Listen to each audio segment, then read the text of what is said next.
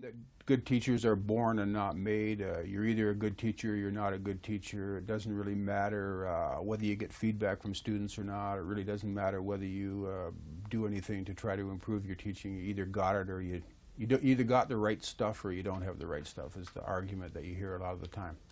Well, I would agree at the beginning that there are certain characteristics that some people already have before they start teaching, like personality traits, for example, or maybe just sort of being a people type person that likes to interact with other people and finds that relaxing and enjoyable.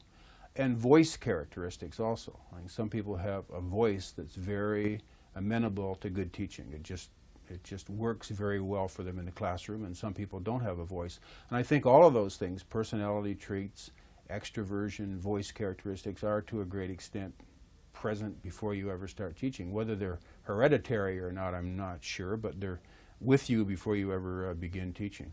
So I would agree that to an extent there are these predispositions that people have that help you either become a good teacher or don't. So partly there are people who have a big advantage when they go into teaching, and there are others who have a big disadvantage.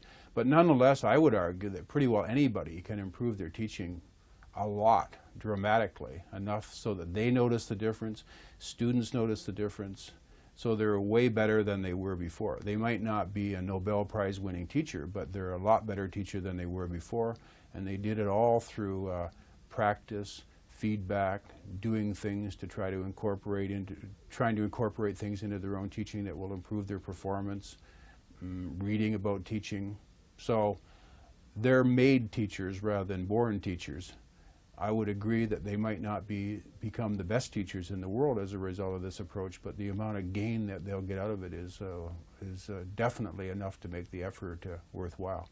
And I would put myself in that category. I mean, when I said that I started doing research on teacher effectiveness because I found my own teaching interesting and challenging, well, put the emphasis on the challenging. I mean, I did hardly anything correctly when I started teaching, and I thought, well, there must be a better way to do this, and I did a lot of experimenting and a lot of trying things out on my own, and also started doing research on teacher effectiveness. But I never really considered myself to be a natural teacher at all. And so any success that I ever had was through trial and error and feedback and learning by the seat of my pants rather than benefiting from any kind of hereditary.